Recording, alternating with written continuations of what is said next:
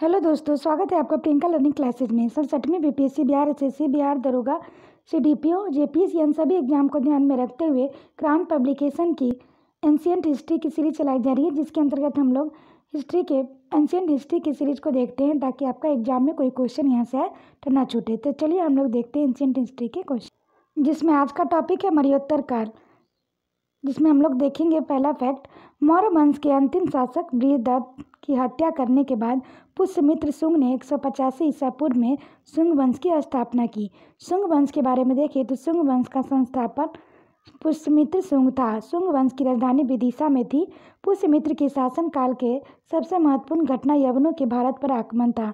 यवन विजय के उपलक्ष्य में पुष्यमित्र ने 2 अश्वमेध यज्ञ कराए। कालिदास कृत मालवी कानी मित्रम के अनुसार पुष्यमित्र शुंग के पौत्र अग्निमित्र का पुत्र वसुमित्र ने यवनों को परास्त किया। नेक्स्ट हम लोग देखते हैं पुष्यमित्र के पुरोहित पतंजलि के पाणिनि के अष्टाध्यायी पर महाभाष्य की रचना की गई थी। पुष्यमित्र के समय ही सांची के स्तूप का आकार दुगुना कराया गया था। शुंग काल में अन्य महत्वपूर्ण स्तूप है भरूच, बेसनगर, बोधगया। नेक्स्ट है शुंग काल में संस्कृत भाषा और ब्राह्मण व्यवस्था का पुनरुत्थान हुआ। इसी काल में पहला संस्कृति ग्रंथ मनुस्मृति की रचना की गई। शुंग वंश का अंतिम शासक देवभूति था। इसकी हत्या 73 ईसा पूर्व में उसके आमात्य वासुदेव ने कर दी। इसे कर्ण राजवंश की स्थापना की। कर्ण वंश के बारे में देखें तो कर्ण वंश की स्थापना वासुदेव ने की थी। इस वंश के अंतिम शासक सुशर्मा था, जिसकी हत्या सातवाहन नरेश सिमुख ने कर दी और सातवाहन वंश की स्थापना की। सातवाहन वंश के बारे में देखें तो सातवाहन वंश का संस्थापक सिमुख था, जिसने कर्ण वंश के अंतिम शासक सुशर्मा की हत्या कर इस वंश की स्थापना की थी। इसकी राजधानी गोदावरी के तट पर प्रतिष्ठान औरंगाबाद महाराष्ट्र थी। प्रमुख शासक सातकर्णी फर्स्ट 27 ईसा पूर्व से 17 ईसा पूर्व थे। यह इस वंश का एक महान शासक था, जिसने 2 अश्वमेध यज्ञ और 1 राजसूय यज्ञ संपन्न कराए। इसने चांदी के सिक्कों पर अश्व की आकृति अंकित कराई। सातकर्णी वन दक्षिणापथ का स्वामी की उपाधि धारण की थी। नेक्स्ट फैक्ट देखते हैं। नानाघाट शिलालेख में सातकर्णी फर्स्ट की उपलब्धियों का वर्णन विस्तार से किया गया। हाल वन 20 ईसा पूर्व से 24 ईसा पूर्व। हाल सातवाहन वंश का 17वां शासक था। इसने प्राकृतिक ग्रंथ गाथा सप्तशती गाथा हस्ताशतई की रचना की, जिसने 700 श्लोक है। हाल ही के दरबार में गणाढ़ निवास करते थे, जिन्होंने बृहद कथा कोश की रचना की थी। नेक्स्ट हम लोग देखते हैं गौतमीपुत्र सातकर्णी फर्स्ट 106 ईसा पूर्व से 130 ईसा। सातवाहन वंश का पुनरुद्धान गौतमीपुत्र के समय हुआ था। उसके रात वंश का नाश किया, क्योंकि उसका शत्रु नौपान इसी वंश का था। नेक्स्ट देखते हैं उसने शकु के मालवा और कठियावाड़ भी छीन लिया। नासिक अभिलेख में गौतमीपुत्र सातकर्णी का विजय का उल्लेख है। यागश्री सातकर्णी फर्स्ट 165 ईसा पूर्व से 194 ईसा पूर्व ईसा में था। यह सातवाहन वंश का अंतिम शक्तिशाली शासक था, जिसके सिक्कों पर मछली, शंख और जहाज अंकित हैं। इंपॉर्टेंट फैक्ट है, ध्यान रखेंगे। सातवाहन वंश का अंतिम शासक पुलमावी चतुर्थ था। विविध तथ्य देखें। सातवाहनों का राजकीय भाषा प्राकृत थी, जो ब्राह्मणी लिपि में थी। सातवाहन काल में चांदी और तांबे के सिक्कों का प्रयोग होता था, जिसे कर्णावपन कहा जाता था। नेक्स्ट है सातवाहनों में आर्थिक लेन देन के लिए शीशे के सिक्कों का भी प्रयोग किया गया। नेक्स्ट है सातवाहन शासकों ने ही सर्वप्रथम ब्राह्मणों को भूमि दान और जागीर देने की प्रथा शुरू की। इंपॉर्टेंट फैक्ट है, ध्यान रखेंगे। सातवाहनों में मातृसत्तात्मक सामाजिक व्यवस्था थी। नेक्स्ट है प्रमुख वास्तुकला कार्ले तथा चैत्य, भोरघाट, पूना, अजंता और एलोरा की गुफाओं का निर्माण, अमरावती और नागार्जुन कोंड के स्तूपों का निर्माण हुआ। नेक्स्ट टॉपिक हम लोग देखते हैं मध्य एशिया से भारत का संपर्क।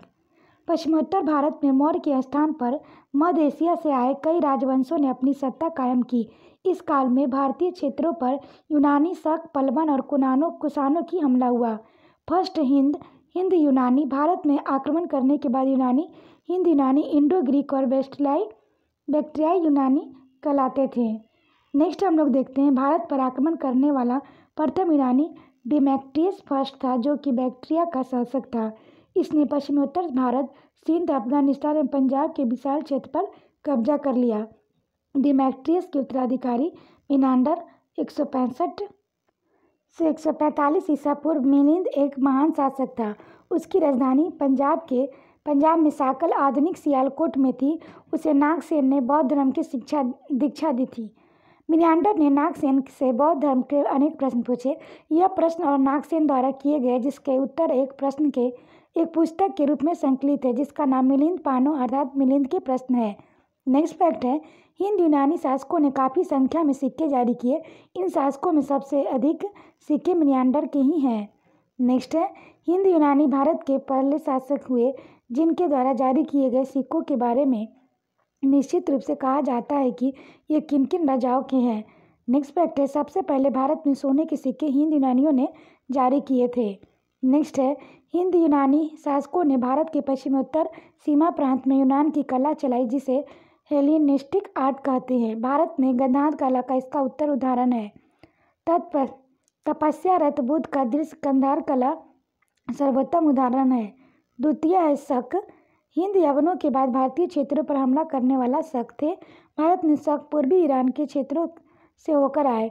शकों की 5 शाखाएं थी और हर शाखा की राजधानी भारत और अफगानिस्तान में अलग अलग भाग में थी। शक में हम लोग देखें अफगानिस्तान, मथुरा, पश्चिम भारत, पंजाब, राजधानी तक्षशिला, ऊपरी दक्कन। 57 से 78 ईसा पूर्व में उज्जैन में एक राजा ने शकों को युद्ध में पराजित कर उन्हें बाहर खदेड़ दिया और विक्रमादित्य की उपाधि ग्रहण की।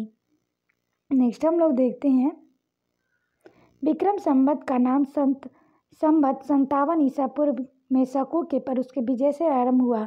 विक्रमादित्य की उपाधि इतनी प्रचलित हुई कि जब किसी शासक ने महान पराक्रम दिखलाया तो उसने इस उपाधि को धारण कर लिया। इसके परिणाम स्वरूप भारतीय इतिहास में अब तक कुल 14 विक्रमादित्य हुए। गुप्त सम्राट चंद्रगुप्त द्वितीय से सबसे विख्यात विक्रमादित्य थे। नेक्स्ट है, सबसे विख्यात शक शासक रुद्रदामन प्रथम 130 से 150 ईसा था। उनका शासन सिंध, कोंकण, नर्मदा घाटी, मालवा, काठियावाड़ और गुजरात के बड़े भाग में था। इसने काठियावाड़ के अधोक्षेत्र क्षेत्र की सील सुदर्शन मौर्य काल में निर्मित जीर्णोद्धार किया। नेक्स्ट है, रुद्रदामन संस्कृत का सबसे बड़ा प्रेमी था। उसके द्वारा जारी किया गया जूनागढ़ अभिलेख विशुद्ध संस्कृत भाषा में पहला लंबा अभिलेख है। क्षत्रप शक नरेशों के भारतीय प्रदेशों के शासक क्षत्रप कहे जाते थे। तीसरा हम लोग देखें पल्लव या पाथियाई। पश्चिमोत्तर भारत में शकों के बाद पल्लवों का आधिपत्य हुआ।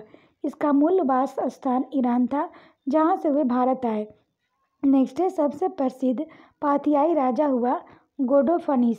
उसी के शासन काल में संत टॉमस ईसाई धर्म का प्रचार करने के लिए भारत आया था। उसके शासन काल का एक अभिलेख तख्ते बही पेशावर से प्राप्त हुआ है।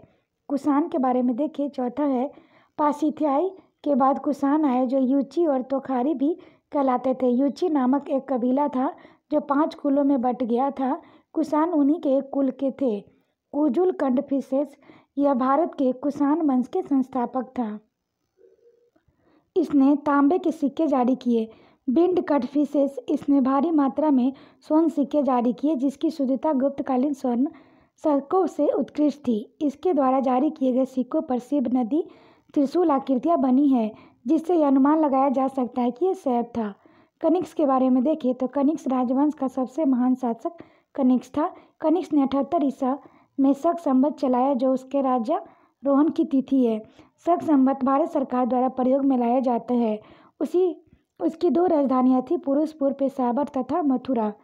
नेक्स्ट है, कनिष्क ने बौद्ध धर्म का संपोषण एवं संरक्षण किया।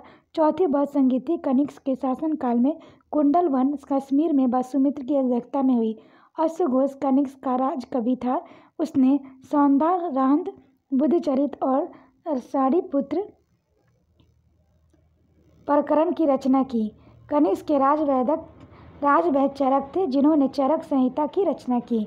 इंपॉर्टेंट फैक्ट है, ध्यान रखेंगे। नेक्स्ट है, कनिष्क के शासनकाल में भारत का व्यापारिक संबंध मध्य एशिया और पश्चिमी विश्व के साथ बना। नेक्स्ट है, कनिष्क के अभिलेखों में उसने देवपुत्र पासी पहानुआनी कहा गया है। कनिष्क के शासनकाल में कला की 2 स्वतंत्र शैलियाँ का विकसित हुआ है, गंधार शैली, मथुरा कला शैली। कनिष्क के पुरुषपुर में एक विशाल स्तूप का निर्माण करवाया। इसी के पास एक विशाल संघाराम कनिष्क चैत्य का निर्माण यवन वास्तुकार यग्लिस द्वारा करवाया गया। नेक्स्ट है वासुदेव कुषाण वंश का अंतिम शासक था। इम्पॉर्टेंट फैक्ट है, ध्यान रखेंगे। वसुमित्र महाभिषाव शास्त्र इनकी प्रसिद्ध रचना है जिसे बौद्ध धर्म का विश्वकोश भी कहा जाता है। नागार्जुन इसकी तुलना माथ्यू लूथर से की गई है। उन्होंने सापेक्षता के सिद्धांत का प्रतिपादन किया, इसलिए भारत का आइंस्टीन भी कहा जाता है। इसकी प्रसिद्ध कृति माध्यमिक सूत्र है।